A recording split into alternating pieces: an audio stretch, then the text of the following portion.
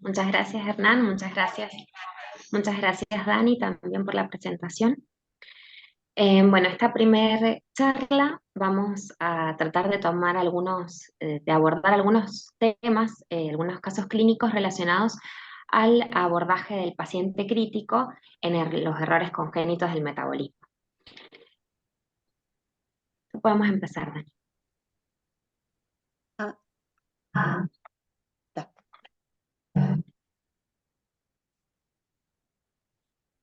Perfecto. Como para empezar y así hablar un poco de generalidades, como esta es la primera charla, eh, los errores congénitos del metabolismo, para ponernos a tono, son un grupo de enfermedades de características heterogéneas, de origen genético, en general de compromiso monogénico, que generan defectos en proteínas, generalmente con funciones enzimáticas, que afectan alguno de los uno o más pasos en las diferentes vías metabólicas y que conllevan a diferentes tipos de expresiones clínicas, en general con compromiso sistémico y generalizado, que pueden aparecer desde muy temprana edad hasta en cualquier momento del curso de la vida. Están incluidas dentro de lo que llamamos enfermedades poco frecuentes por la prevalencia individual de cada una de estas patologías, se conocen muchos errores congénitos del metabolismo, más de 800, y cada vez más por las diferentes posibilidades diagnósticas, más de a nivel molecular, cada vez se conocen más etiologías que se incluyen en este grupo. Y se dice que si bien son consideradas poco frecuentes, en el grupo, si consideramos a los errores congénitos del metabolismo como todo el grupo, pasan a ser enfermedades frecuentes. Entonces es importante a partir de este concepto también tenerlo en cuenta para esto de la difusión y conocerlas, porque es probable que todos en algún momento de nuestra vida profesional tomemos contacto con algún paciente con algún error congénito. Algunas de ellas incluso están incluidas en los programas de pesquisa neonatal, como la fenilcetonuria, la galactosemia o la deficiencia de biotinidasa. Siguiente. Bueno, a grandes rasgos podemos pensar en hay diferentes formas de clasificarlas. Esta es una de las clasificaciones sugeridas. Los errores congénitos se clasifican como defectos de moléculas pequeñas, que son el grupo más abundante de errores congénitos, las moléculas pequeñas, cuando se afecta el metabolismo de ellas, puede ser que generen una acumulación de algunos sustratos, que este grupo, digamos, son el más prevalente, que acá están incluidas, por ejemplo, defectos de aminoácidos, aciduras orgánicas, galactosemia, otros por deficiencia de moléculas pequeñas, que son un poco menos frecuentes. Después el segundo grupo que podemos hablar son los defectos de energía, tanto a nivel citoplasmático como mitocondrial, y los defectos de moléculas complejas. En esta primer clase vamos a abordar algunas patologías, como dijimos que íbamos a hablar de pacientes que cursan con crisis metabólicas. Vamos a dejar de lado los pacientes que tienen enfermedades de afectación de molécula compleja, porque justamente este grupo, una de las características que tiene es que no cursan con crisis en general. En cambio, tanto los defectos de moléculas pequeñas como defectos energéticos, justamente una de las características es que puede manifestarse con el compromiso agudo y la crisis. Siguiente, está bien. Entonces, a partir de esto podemos diferenciar, digamos, fisiopatológicamente dentro de estos dos grupos. Podemos decir que tenemos las enfermedades que cursan predominantemente con compromiso energético, que esta, digamos, yo la escribí ahí como grupo 2 de acuerdo a esta segunda clasificación. Las que cursan con un cuadro de intoxicación aguda, es decir, que el defecto que tiene una afectación clínica aguda, ¿sí? Que estas son tanto las de grupo 1 que he nombrado acá como grupo 2, podemos decir que tendrían una expresión clínica. Entonces a veces esa crisis metabólica es un poco más fácil de evidenciar. Pero existen también crisis metabólicas que las vamos a incluir en este tercer grupo, que es una afectación están incluidas enfermedades con afectación de molécula pequeña, pero que no tienen un compromiso agudo, un impacto agudo que a veces incluso no hay una expresión clínica en el momento de la crisis, pero que no deja de considerarse justamente una crisis metabólica y por lo tanto tenemos que tenerlo en cuenta, las diferentes formas de manifestarse para poder abordarlo. Siguiente. Entonces, ¿cómo definimos una crisis metabólica? En un paciente con un diagnóstico previamente de un error congénito de metabolismo, es cualquier evento sobreagudo que desencadena una descompensación metabólica. Como les dije, no siempre está acompañada la descompensación metabólica de una expresión clínica o bioquímica. ¿Cuáles son los desencadenantes más frecuentes de estas crisis? Son la fiebre, el ayuno prolongado. A veces ayuno prolongado no significa prolongado en el tiempo, sino prolongado para la tolerancia habitual de ese paciente, que dependiendo de cuál sea el error congénito del que sea portador, vamos a saber cuál es el ayuno, o incluso la situación clínica de ese paciente, cuál es el ayuno que tolera. Cualquier intercurrencia infecciosa, incluso si no cursa con fiebre, cambios recientes en la alimentación con incorporación de leche, de carne, de algunas frutas, azúcares, también dependiendo de cuál sea el error congénito, es cuál es el componente que actúa como tóxico dentro de los alimentos. Una situación de estrés, el ejercicio físico intenso, el embarazo, también podríamos considerar que están en mayor riesgo de presentar crisis metabólica los niños pequeños en el periodo neonatal por el rápido aumento de tamaño, el crecimiento acelerado, y lo mismo sucede durante la adolescencia. También los cambios de temperatura extrema podrían ser desencadenantes de crisis, ¿sí? Bueno, vamos a hablar en esta presentación de tres casos clínicos, como para tocar estos tres grupos de los que de los que nombré anteriormente. El primer caso es un caso de fenilcetonuria.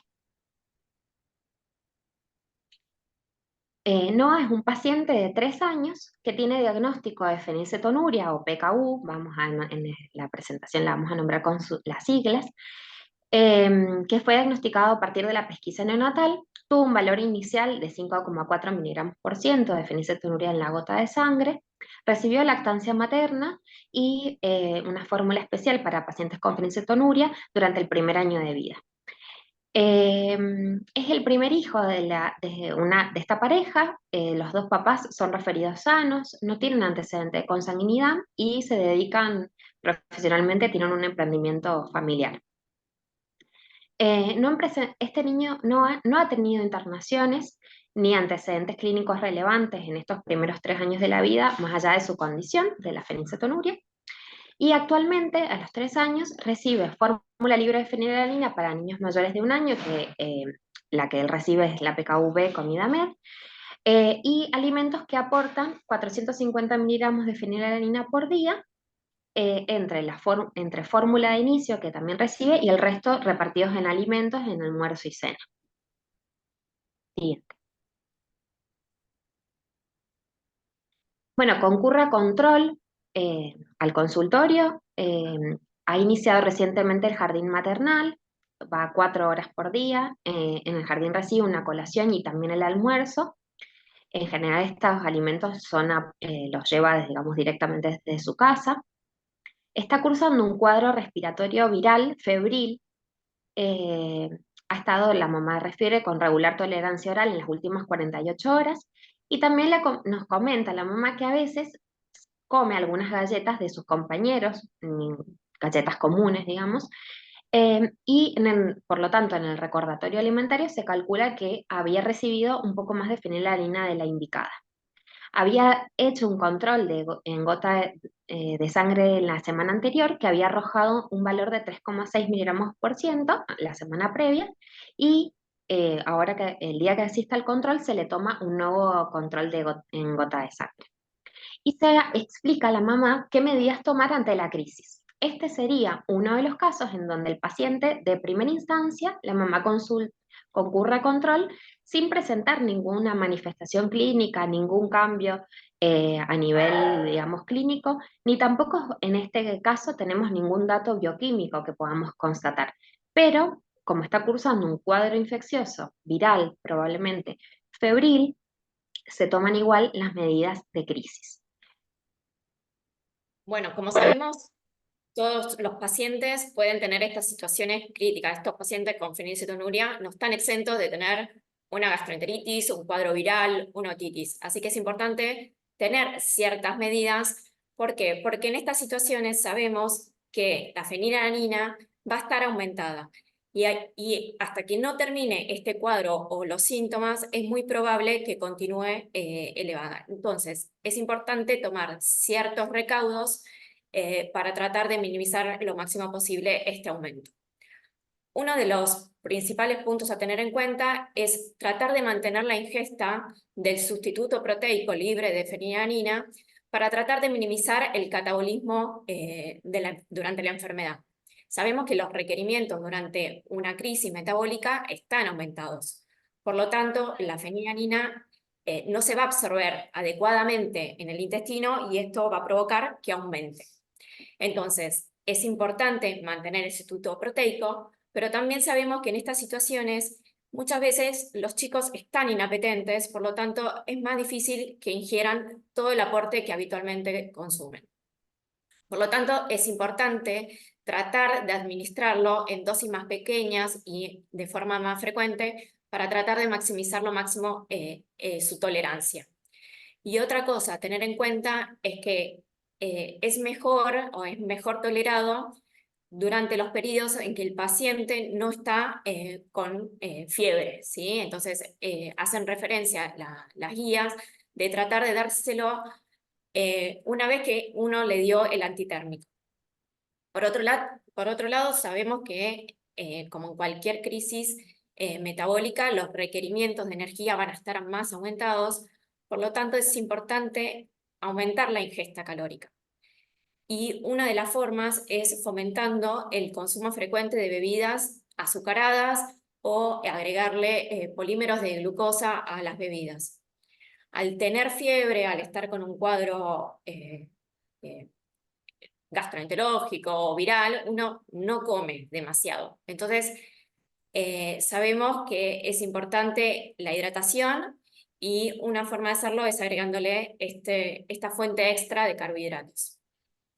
Por otro lado, al saber que la fenilalanina va a estar más alto, deberíamos disminuir cierto porcentaje del contenido total de la ingesta habitual. Pero a su vez, una forma de disminuirlo es teniendo menor ingesta. Y esto sabemos que todos los chicos que están enfermos comen menos. Por lo tanto, no sería necesario disminuir un cierto porcentaje porque ya sabemos que va a comer menos. Y por otro lado, es fundamental tratar el foco, ¿sí? La enfermedad. Y esto tiene que ver con administrar la medicación específica para este cuadro, y lo ideal sería administrar medicamentos libres de aspartamo, porque sabemos que contiene fenilalanina. En una primera instancia, si una medicación puede llegar a tener algo de aspartamo, la medicación es primordial, ¿sí? No se puede suspender un tratamiento farmacológico por más que contenga algo de aspartamo. Sí, luego, una vez que uno puede conseguir la medicación adecuada, sería lo ideal. Pásame, Dani. Por lo tanto, en este control, con este cuadro febril, el paciente tiene un valor elevado de fenilalanina en sangre de 7,2. Luego el paciente vuelve al consultorio ya a los 2 meses, tenía 3 años y 2 meses, con buen progreso de peso y talla, y en el recordatorio alimentario venía tomando adecuadamente tanto la fórmula como los miligramos de fenilalanina indicados sin transgresiones evidentes. Pero hace el comentario a la mamá que en las 48 horas previas había comenzado con un cuadro febril, pero a pesar de esto la mamá había tomado estos recaudos que se le había dado en la consulta previa, y en este contexto el paciente tiene un dosaje de laboratorio dentro de parámetros normales, 4,7.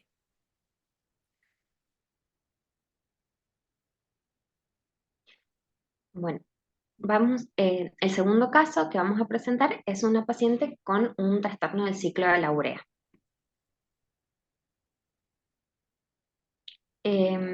Virginia es una niña que tiene 3 años también, que tiene un diagnóstico de trastorno del ciclo de la urea. Esta niña había comenzado había presentado un evento a los 18 meses de astenia, adinamia, dolor abdominal.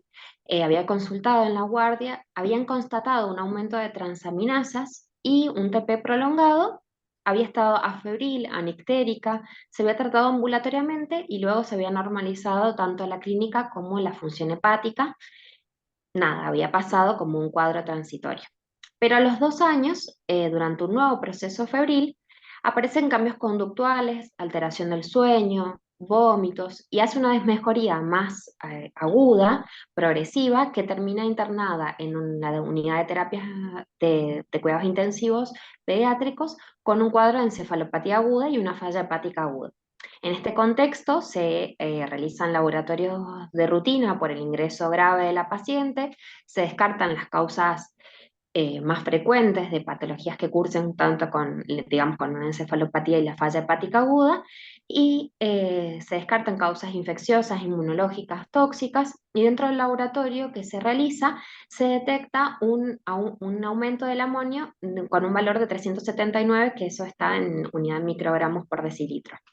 A partir de este valor, habiendo descartado otras causas también frecuentes, se llega a pensar que podría tratarse de una enfermedad metabólica y se llega al diagnóstico de que esta paciente presenta un trastorno del ciclo de la urea, que es una afectación específica de la ornitina transcarbamilasa. Siguiente.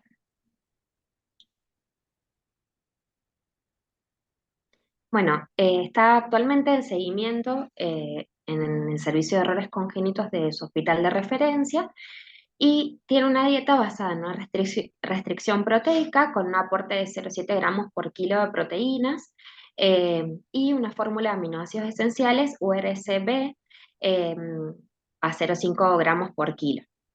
Además recibe como quelantes de amonio, fenilbutirato de sodio, y también recibe suplemento de citrulina. Tiene un peso, una talla y un índice de masa corporal de, digamos, un tamaño alcanzado normal, y comienza agudamente, digamos, con un evento de fiebre y vómitos, y a las 12 horas de iniciado este cuadro, comienza con somnolencia marcada y presenta un evento de convulsivo. Por esta situación es llevada a la guardia de emergencias, se interna y se aplica en ella el protocolo de emergencias, que estos pacientes, en el caso de esta paciente, al ya tener el diagnóstico confirmado, siempre tiene dentro de las indicaciones un protocolo de emergencia o carta de emergencia dentro digamos, sus cuadernos y datos de seguimiento, ¿sí? Entonces, al llegar a la guardia, pues los papás siempre, digamos, esto es importante también tenerlo en cuenta con pacientes con errores congénitos diagnosticados, cuyas etiologías, digamos, cursan con crisis, como es este caso, con crisis que sí generan cambios agudos, tanto clínicos como bioquímicos, que ponen en riesgo la vida agudamente. Entonces es importante manejar siempre la carta de emergencias, que la tengan a disposición los papás. Siguiente.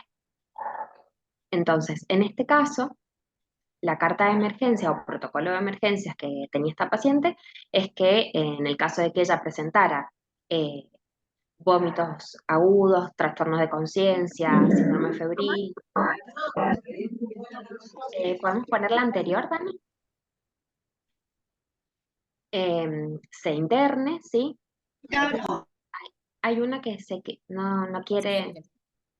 claro, es la siguiente, no quiere quedarse. No, la anterior a Así es. esa. Entonces, el protocolo de emergencia. Esta paciente, la indicación de internación, digamos, cuando cursa con su evento agudo, con su crisis metabólica, se deben suspender el aporte de proteínas 24 horas, idealmente, máximo 48 horas, aportar un flujo de glucosa endovenoso de acuerdo a su edad, ¿sí? Esto tiene la intención de promover el anabolismo, está bien, de promover el anabolismo, evitar el catabolismo. Se aumentan las dosis de su quelante de amonio, en este caso del fenilbutirato, Y siempre es importante los controles de bioquímicos, por eso en este caso es importante hacer controles de laboratorio de amonio, de medio interno, tanto en el momento que ingresa como en el seguimiento a las 6, 12 horas, ¿sí? Para seguir la evolución clínica y bioquímica, hacer el tratamiento sintomático, al igual que la paciente con fenilcetonurias, cual sea la causa que lo desencadene, es importante tratar la patología que le está generando la descompensación metabólica y valorar, en caso de que sea necesario por los valores de amonio, la posibilidad de toxificación extracorpórea. Siguiente. Bueno, eso lo puse un poco como para tener en cuenta los mecanismos de acción de los quelantes de amonio. Siguiente, que los más usados son el benzoato de sodio, el fenilbutirato de sodio. Eh, bueno, Bien, por lo y tanto, la intervención nutricional que se hizo en este paciente. bien, el paciente está internado y como objetivos de la intervención nutricional van a ser detener o prevenir el catabolismo proteico, favorecer siempre el anabolismo y corregir la hiperamoniemia.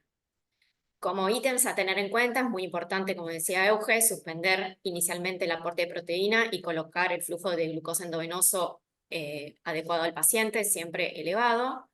La introducción de la proteína no debería retrasarse más de las 24 o 48 horas, dependiendo también del estado clínico del paciente. Y como sabemos que está en un estado catabólico, para tratar de evitar esto, es necesario un buen aporte energético y se recomienda aumentar, aunque sea un 20%, los requerimientos calóricos. Y cuando no es posible usar la vía enteral, debería optarse por una vía parenteral. Una vez que el paciente está compensado y puede volver a alimentarse, debería iniciarse con un aporte proteico menor que el total. Las guías hablan de un 0,5 gramos por kilo día, y esto también teniéndolo en cuenta según los resultados del laboratorio del paciente. Lo ideal sería iniciar una vía oral o enteral lo antes posible, y a medida que uno le va administrando los líquidos vía oral o enteral, deberíamos ir disminuyendo los líquidos intravenosos o la nutrición parenteral.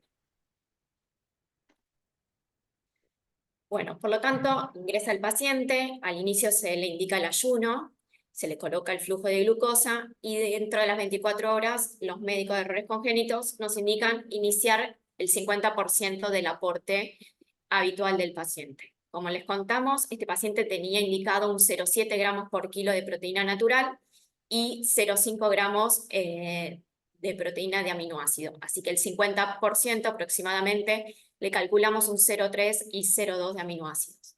Muy importante tener en cuenta de continuar con el flujo de glucosa en esta primera instancia. ¿Cómo traduzco esta información en un plato de comida? ¿Sí? Lo ideal, teniendo en cuenta el peso del paciente, que eran estos 20 kilos, y yo calculo el 0,3 gramos de proteína natural, me da aproximadamente 6-7 gramos de proteínas por día. Con este aporte de proteínas de alimentos que van a ser a partir de verduras y frutas principalmente, necesito agregar alimentos aproteicos, puedo agregar algunos módulos calóricos, tanto a la fórmula como alimentos ricos en hidrato de carbono y grasas a la dieta, y como les decía, manteniendo siempre el flujo de glucosa. A partir de esta indicación, ¿sí?, que tiene que ver con tratar de favorecer siempre el anabolismo, a las 48 horas, por buen control metabólico, los médicos nos indican aportar la dieta completa, que eran estos 14 gramos de proteína de frutas y verduras, algún cereal, distribuido durante el día. Aproximadamente, lo ideal es tratar de distribuir la forma más pareja posible los gramos de proteína en las 4 comidas. Así que armamos por lo general un desayuno y merienda con 3 gramos de proteínas y un almuerzo con 4. Y a su vez siempre incorporando los módulos calóricos y los alimentos aproteicos. Y a su vez se indicó la fórmula vía oral como la tomaba habitualmente el paciente. Algo muy importante durante la internación es tratar de seguir el paciente, no solamente indicar la comida, sino constatar que los pacientes estén recibiendo lo que yo le estoy indicando. Así que el seguimiento, ir a visitarlo todos los días es fundamental para evaluar cumplimiento. Como les decía recién, es fundamental asegurar calorías, evitar catabolismo. No es necesario tener en cuenta esto de restringir los alimentos que son calóricos, las grasas, la fritura, los hidratos de carbono simples. Como siempre les decimos en los cursos, la educación alimentaria la hacemos a lo largo del tratamiento, pero en una situación de crisis es importante que el paciente reciba el aporte indicado, ¿sí? Asegurándonos que cubra los requerimientos calóricos y que lo consuma. Por lo tanto, adaptar la dieta al gusto del paciente es fundamental, porque si yo le mando una comida con los 14 gramos de proteínas, pero el paciente no lo come porque no le gusta, no estoy haciendo realmente la indicación que me están pidiendo. Y otra cosa importante es tratar de evitar sobreindicar alimentos aproteicos sin antes asegurarme que realmente consuma los 14 o la cantidad de proteínas indicada por el médico. Algo fundamental es tratar de evitar los ayunos prolongados, evitar los ayunos por estudios y siempre tratar de asegurarse una colación nocturna, siempre contando el aporte proteico indicado.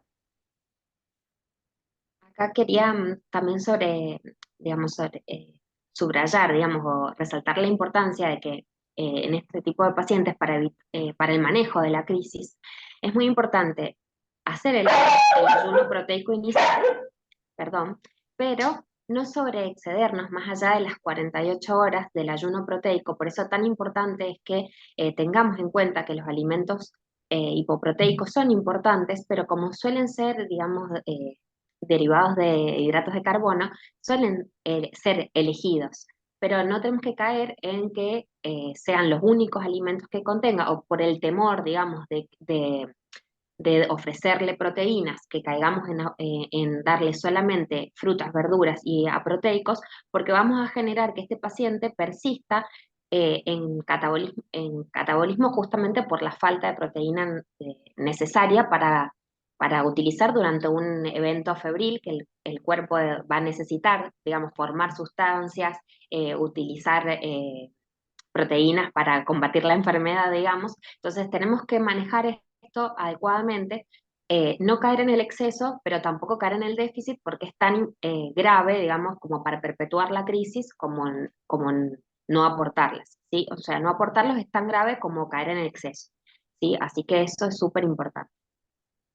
Esto solo lo puse a modo de tenerlo en cuenta, que son recomendaciones nutricionales para trastornos de laurea, que son una guía, ¿sí? Que no todos los pacientes tienen estos requerimientos y eso es muy individual por cada paciente. Seguimos si querés. Bueno, y el último caso que les queremos presentar es un paciente que, digamos, tuvimos al primer paciente que es de un grupo, digamos, dentro del grupo de afectación de molécula pequeña, pero que no cursa con alteración clínica y bioquímica evidente, que sería el caso de la fenilcetonuria durante la crisis. Un paciente que durante la crisis también tiene un defecto metabólico de afectación de molécula pequeña, pero que sí cursa con cambios clínicos y bioquímicos durante la crisis, y en este caso es una crisis metabólica en un paciente con una patología del segundo grupo, que sería de déficit energético, que es un paciente con una glucogenosis de tipo 3A. También es un varón de 3 años, pusimos a todos de 3 años, para que vean que la edad no tiene nada que ver. Es un paciente de 3 años que tiene una glucogenosis tipo 3A, diagnosticada al año de vida. Este paciente ha tenido muchas dificultades en el cumplimiento del tratamiento dietario. Tiene indicado una dieta saludable, hiperproteica, fraccionada y limitada en hidratos de carbono simples.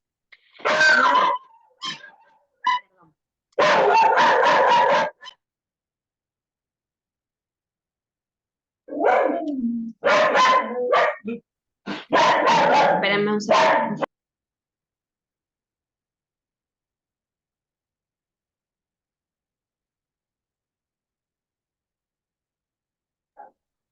Ahí está. Bueno, este paciente no ha tenido eventos de hipoglucemia ni nuevas intercurrencias infecciosas, concurre a control ambulatorio y lo que se observa es que había faltado a varios turnos, había trae un laboratorio la mamá que estaba empeorado respecto al control anterior, que había sido 8 meses atrás, para, digamos, en este caso, que es un niño pequeño todavía, 8 meses de control metabólico es mucho tiempo, ¿sí?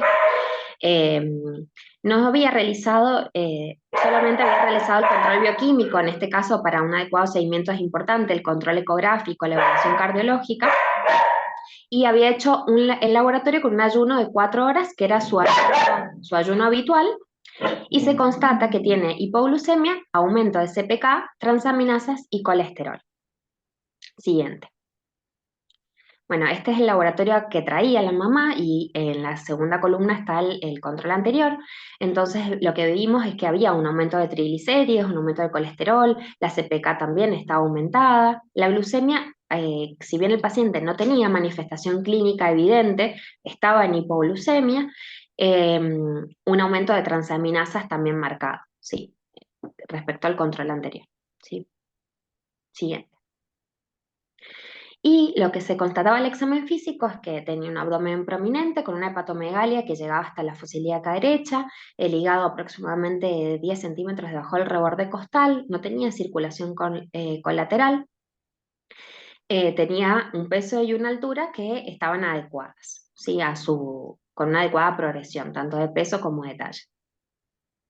Siguiente. Bueno, como indicación, este paciente, la indicación que tenía era que debía recibir una fórmula para niños mayores cada 4 horas y ya venía con la indicación de la sonda nasogástrica, porque nunca tuvo buena actitud a la vía oral. Así que tenía la indicación de la fórmula y a la noche se le había indicado almidón de maíz crudo, que eran 3 medidas que le aportaba 1 gramo kilodosis.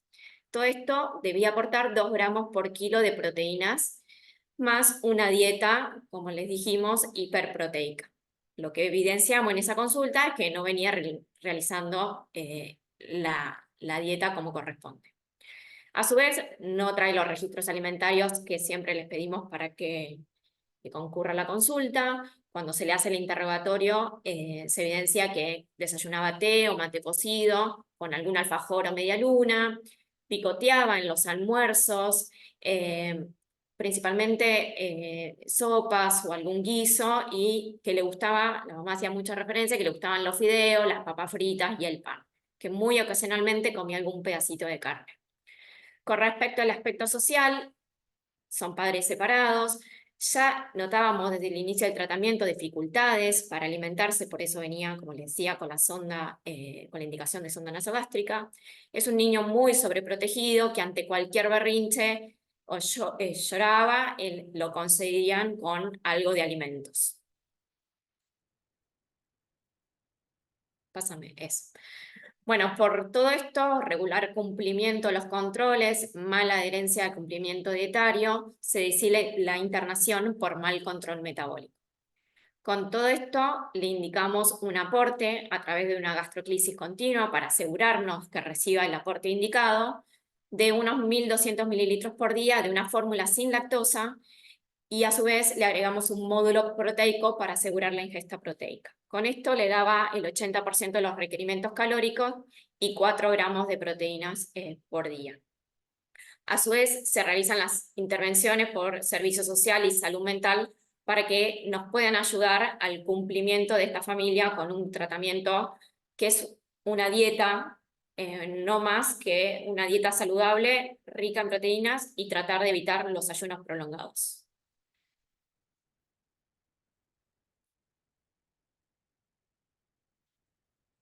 Una atrás. Bueno, con esto, durante la internación, recibe el soporte enteral indicado, con la fórmula polimérica, con alto contenido proteico, pero a su vez le ofrecimos las comidas principales para tratar de estimular y educar al niño y a la madre a consumir alimentos acorde a su condición, y le indicamos las 4 comidas. A su vez, como les decía, durante la internación es fundamental realizar los registros alimentarios y evaluar la comprensión y la ingesta del paciente. y fuimos tratando de educarlo durante este periodo. En la internación vimos que mejoró la actitud alimentaria, al ofrecerle los alimentos que debía consumir, los termina consumiendo, empezó a incorporar algo de yogur y queso en desayuno y merienda, consumía la porción de proteína que se le había indicado, comía el pollo, se comía la milanesa, se comía la carne, y a su vez, a pesar, le ofrecíamos una pequeña porción de fideo papa, pero tratábamos de que siempre eso que es más preferido y no es lo ideal en este tipo de tratamientos, en una pequeña porción, tratando siempre de estimular los alimentos que son acordes a la patología. Bueno, durante la internación también aprovechamos la internación para poder hacer los estudios que tenía pendientes. El hígado, tanto clínicamente ya lo habíamos aumentado de tamaño y se constató esto en la ecografía, pero no se evidenció ninguna otra afectación. Se hizo la evaluación cardiológica, que también no tenía ningún hallazgo alterado en ese momento, y se evidenció una mejoría del laboratorio durante la internación. Por eso, al momento del alta, le indicamos continuar con el soporte enteral, con la forma polimérica.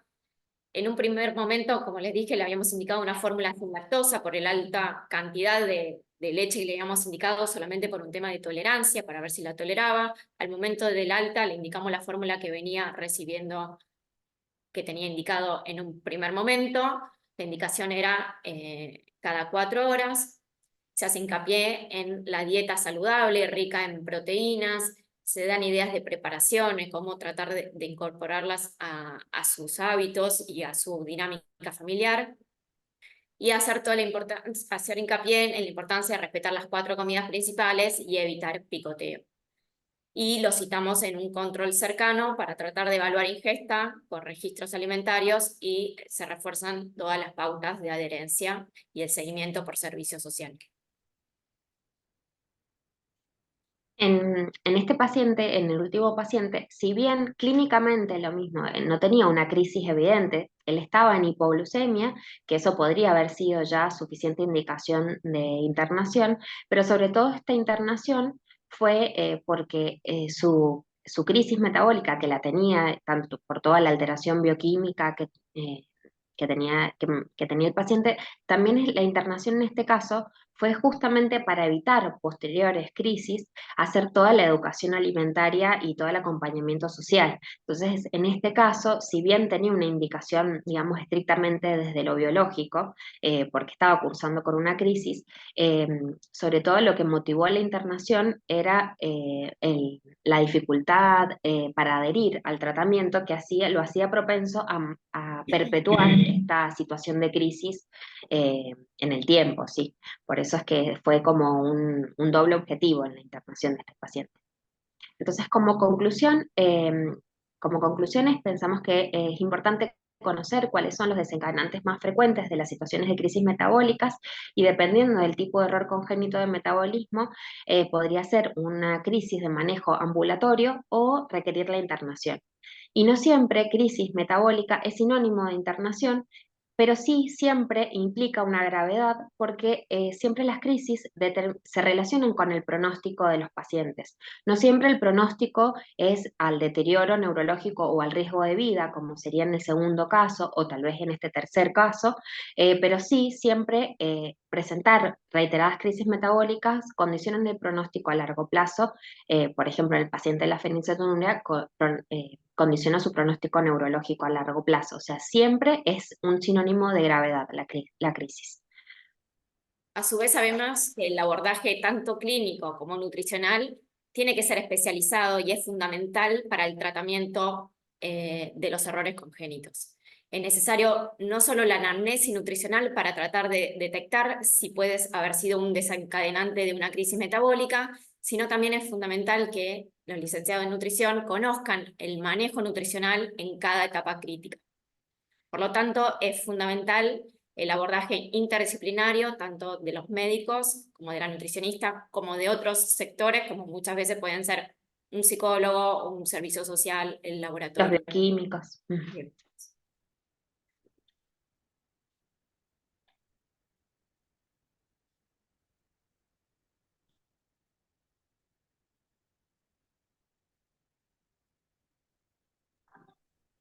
Bueno, muchas gracias, muy clara la presentación. Son tres ejemplos muy interesantes porque muestra la diversidad que hay en el manejo de la crisis, ¿no? Las dejo que avancen con las preguntas y después hacemos un cierre, conclusión y respondemos preguntas de todos. Dale. Perfecto. Buenísimo, ahí vamos a dejar el chat abierto por si alguien quiere preguntar. Y mientras tanto, vamos a hacer algunas preguntas de multiple choice para que ustedes puedan votar y compartir entre todos las respuestas. Vamos ahí con la primera pregunta.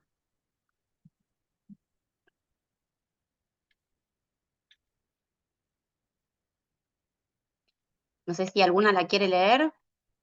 Yo les leo. Bien. Agustina, de 18 meses, tiene diagnóstico de fenilcetonuria, se encuentra en seguimiento en el Hospital Garrahan, se encuentra cursando un cuadro de bronquitis obstructiva febril y le indican iniciar tratamiento con corticoides vía oral. Tiene una irregular tolerancia oral, prefiere la lactancia materna y rechaza parcialmente su fórmula PKUA comida med. ¿Cuál es la indicación más correcta en este caso?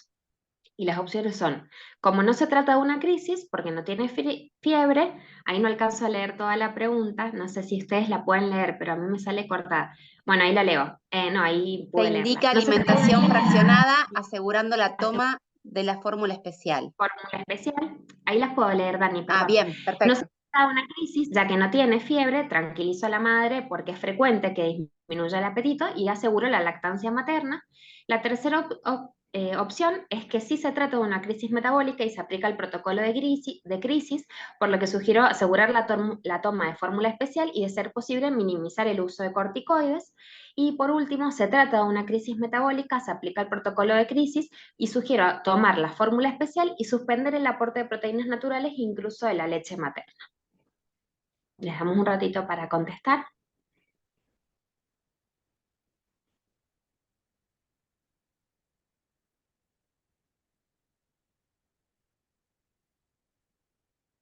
No tengan miedo que las respuestas son anónimas y la idea es aprender de estas preguntas.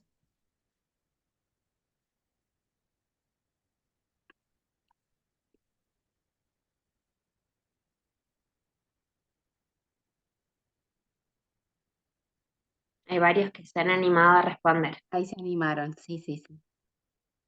Vamos a dar 2 minutitos más, así finalizamos la votación. Y bueno, después no sé si alguna quiere contar un poco cómo fueron los resultados. ¿Doy Sí, finalizar? dale. Compartir. Bueno, la respuesta, la pregunta, la respuesta que más contestaron es la correcta, que se trata de una crisis metabólica. Como dijimos, los pacientes con fenilcetonuria usualmente no tienen manifestaciones clínicas, alteraciones clínicas ni bioquímicas en el momento de crisis, excepto si justo le controlábamos un PKU en la gota de sangre, puede ser que lo encontremos ahí alterado, pero no obstante el valor de PKU hay que tomar en este contexto que está cursando con un cuadro infeccioso, aunque sea afebril, como una crisis metabólica. Además, tenía indicado corticoides vía oral que también pueden sumar a la situación de crisis, digamos, a nivel de su metabolismo. Así que es una crisis y se aplica el protocolo de emergencia. En este caso hay que asegurar la toma de su fórmula especial y, de ser posible, minimizar el uso de los corticoides. Si bien es muy probable que un lactante digamos, elija más la leche materna, digamos que eso es bastante frecuente, tenemos que tratar de encontrar el justo equilibrio entre asegurar las tomas de la fórmula especial y, aunque digamos tengamos como contra que va a disminuir un poco el aporte de leche materna, que sería lo esperado en este contexto. Eso va a asegurarnos el mejor manejo de la crisis. Bien. Vamos con la pregunta 2. Bueno, en un paciente con un error congénito del metabolismo diagnosticado, las siguientes situaciones son posibles desencadenantes de una crisis metabólica, excepto. Y las opciones son fiebre, ayuno prolongado, una intercurrencia infecciosa o el uso de antibióticos.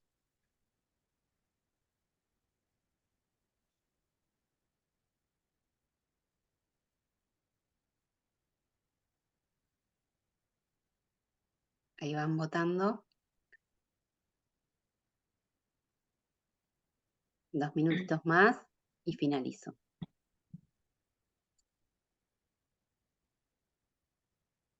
Bueno, ahí vamos. Bueno, también la respuesta más elegida fue la correcta, es el uso de antibióticos. Como dijimos, siempre, cual sea el desencadenante de la crisis metabólica, las infecciones están en la cabeza, entonces siempre es necesario tratar, si en este caso fue una enfermedad infecciosa lo que fue el desencadenante, es necesario tratarlo, y si eso implica el uso de antibióticos, está bien. Cuando hay en algunas ocasiones que estos antibióticos contienen, eh, es raro que contengan, por ejemplo, eh, em, edulcorantes que podrían estar contraindicados en la fenilcetonuria, siempre tenemos que constatar cuáles son, si contienen azúcar u otro edulcorante para cualquier sea el medicamento, y en algunos casos, como algunos tipos de glucogenosis, hay algunos tipos de azúcares que tampoco pueden recibir, o algunas otras enfermedades metabólicas relacionadas con los azúcares.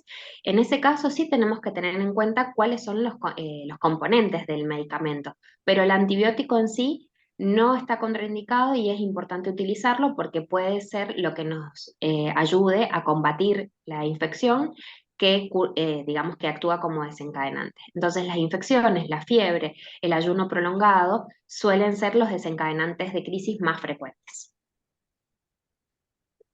Y vamos con la tercera y última.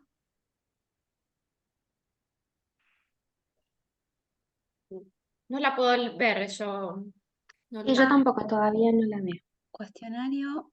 Se ha iniciado una votación en esta. ¿El público la ve? No, creo que no. No, no se ve. ¿No No, se ve? no se ve.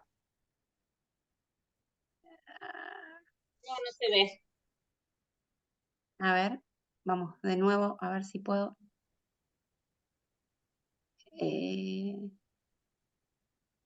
Ahí está. Ahí.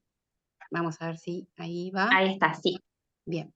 Bueno, es un lactante con un diagnóstico de trastorno del ciclo de la urea que se encuentra internado por vómitos y trastorno de conciencia. Habitualmente se alimenta con succión con fórmula de inicio y una fórmula de aminoácidos esenciales para lactantes, URC a comida med.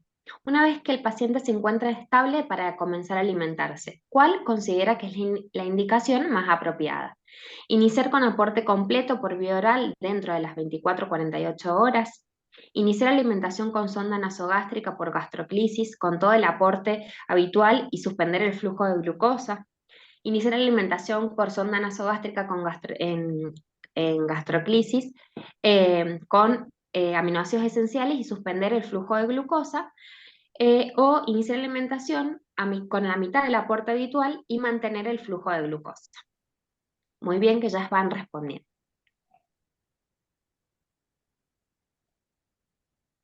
Damos 2-3 minutitos más. Y la cierro.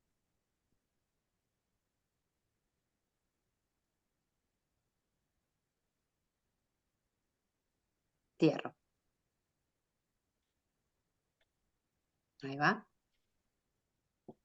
Perfecto. No sé si Lauri querés compartir vos Dale. un poco la respuesta.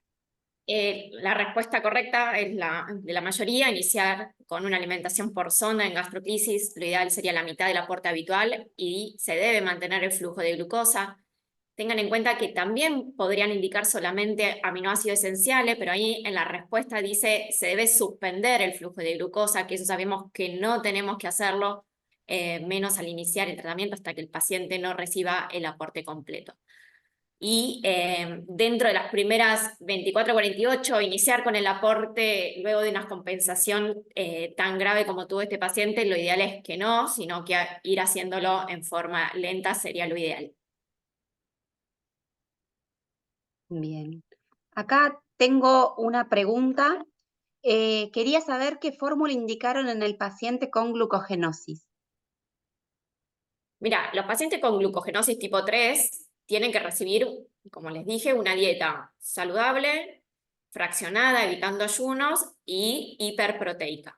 La verdad que no tienen ningún tipo de restricción en particular. Así que la fórmula en realidad que le indicamos, como les dije, fue una fórmula sin lactosa, pero eso fue como para asegurarnos que el paciente tenga buena tolerancia. Al incorporarlo, él venía supuestamente recibiendo cada 4 horas una fórmula para niños mayores. Como sabíamos que también no sabíamos realmente cuánto estaba tolerando, venía recibiendo, al incorporarle una gastroclisis continua, quisimos asegurarnos tolerancia. Entonces, para evitar que tenga diarrea, malestar intestinal, lo que hicimos fue incorporar una fórmula sin lactosa. Gracias, Lau. No sé si alguno quiere hacer alguna otra pregunta sobre los casos clínicos o sobre algo algún paso de la emergencia que les haya quedado. Si no, le damos la palabra a Hernán.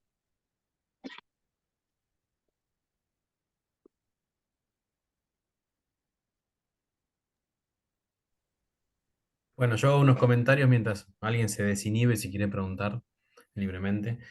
Me parece muy importante lo que mostraron.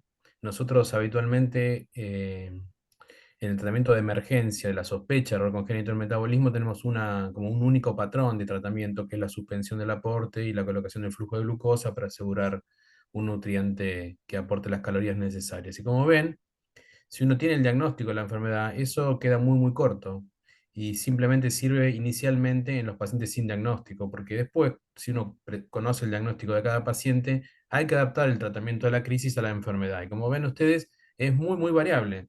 Vieron 3 ejemplos de 3 enfermedades diferentes, de 3 grupos distintos, donde las cosas que hacemos son completamente diferentes. Si bien inicialmente, ante un paciente descompensado de cualquiera de estos tres, esta medida general inicial en principio no haría daño, por ahí no es la más adecuada en cada momento si uno conoce el diagnóstico. Entonces, da algunas conclusiones respecto de esto. Lo primero, si alguno de ustedes, como pediatra, como nutricionista, o tal vez desde lo bioquímico, algún otro aspecto, están a cargo del seguimiento de alguno de estos pacientes, aunque sea en forma transitoria o parcial, siempre asegúrense que el equipo que lo sigue les administre la carta de emergencia. La carta de emergencia consiste en esta información que se brindó para cada caso, muy adaptada a cada enfermedad y a cada paciente, porque después dentro de la misma enfermedad, en cada paciente hay circunstancias que pueden ser diferentes. Eso es lo primero. Y esa carta de emergencia la tiene que tener el paciente una copia consigo, porque si viaja y se descompensa en algún otro lugar, es probable que quien lo atienda no conozca ni siquiera la enfermedad. Y esto facilita mucho las cosas y como ven, puede solucionar la crisis eventualmente de manera mucho más rápida. Lo segundo que quiero marcarles, que me parece también importante recordar, que lo mencionaron durante la charla, es que estamos habituados, sobre todo en fenilcetonuria, al manejo con algoritmos que nos dicen que si el valor de fenilalanina está elevado, tenemos que bajar el aporte, si está bajo, lo tenemos que subir. Y bueno, ahí vimos en uno de los ejemplos algo que si uno seguía solamente con este algoritmo y no analiza en detalle qué es lo que le está pasando al paciente, puede hacer completamente todo lo contrario de lo que debería hacer. Recuerden que la fenilalanina es un aminoácido esencial y su deficiencia a largo plazo puede causar un aumento de la fenilalanina por movilización de los depósitos corporales. Entonces, si la causa es esa, lo que hay que hacer es aportar más fenilalanina, no menos. Y entonces estos manejos un poco basados únicamente en un algoritmo sin entender bien lo que está pasando con el paciente, como les dije, puede llevar una respuesta totalmente opuesta a la necesaria.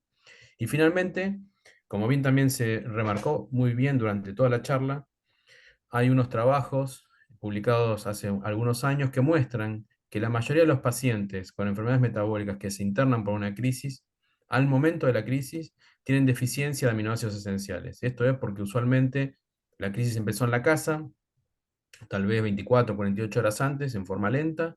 Eso hace que durante 24 o 48 horas ya estuvieran en ayuno de los aminoácidos esenciales y que al ingreso si uno lo pudiera medir, y de hecho algunas veces nos pasa, cuando podemos medir, suelen estar deficientes, con lo cual prolongar el ayuno de estos aminoácidos esenciales por más de 24 o 48 horas es deleterio y lo que hace es prolongar la crisis. Esto, insisto, que ya se mencionó en la charla, pero me parecía muy importante remarcarlo.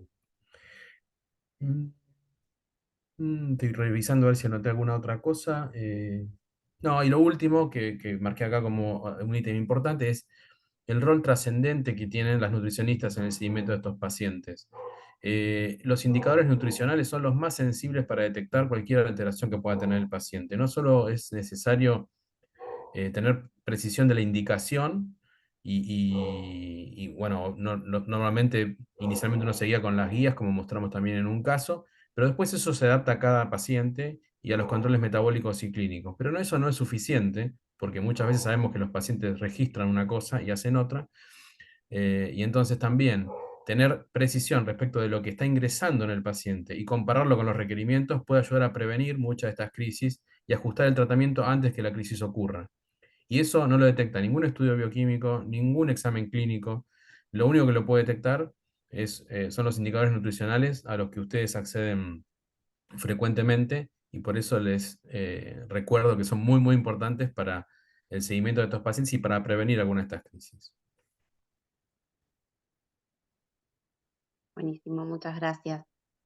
Yo aviso por acá, este es el primer encuentro que hemos realizado de esta serie de encuentros. Vamos a hacer uno por mes hasta el mes de noviembre. El próximo va a ser el 25 de septiembre en el mismo horario. El doctor Hernán Eiroa va a ser nuevamente el coordinador de este encuentro, y los expositores van a ser la doctora Rosana Filtrín, del Hospital Materno Infantil de Salta, y la licenciada Mercedes Salerno, del Hospital Sor María Ludovica de La Plata, y el tema va a ser sospecha de un error congénito del metabolismo. Así que ya van a ir recibiendo el flyer y el link de inscripción, porque cada encuentro tiene su inscripción independiente. Así que, bueno, para avisarles que estén atentos, que van a recibir para el 25 de septiembre el próximo encuentro. No sé si alguien quiere aportar algo más. Desde VLife agradecemos a todos por la convocatoria, la verdad que muchas gracias por conectarse. No sé si alguien quiere consultar algo más. Yo les agradezco, Dani, la invitación. Un placer para mí estar acá hoy. A vos y a todo el equipo de VLife que siempre nos acompañan. Y muchas gracias, Hernán, también por apoyarme y tenerme presente en esta ocasión. Así que les agradezco esto y un placer trabajar con Euge. La verdad, una genia. Bueno, yo también me voy a sumar a los agradecimientos a VLife, a la Asociación Argentina de Errores Congénitos, también por tenerme en cuenta. Y lo mismo digo a Lauri, un gusto enorme trabajar con vos, haber preparado esto con vos. Así que muchísimas gracias también a todos los que nos han escuchado. Bueno, muchísimas gracias a todos, la verdad que un placer. Y bueno, nos encontramos nuevamente el 25 de septiembre. Gracias, Euge, gracias, Lau, gracias, Hernán. Buenas noches, gracias a todos por conectarse y nos vemos la próxima. Chao, chao, gracias. Chao, gracias.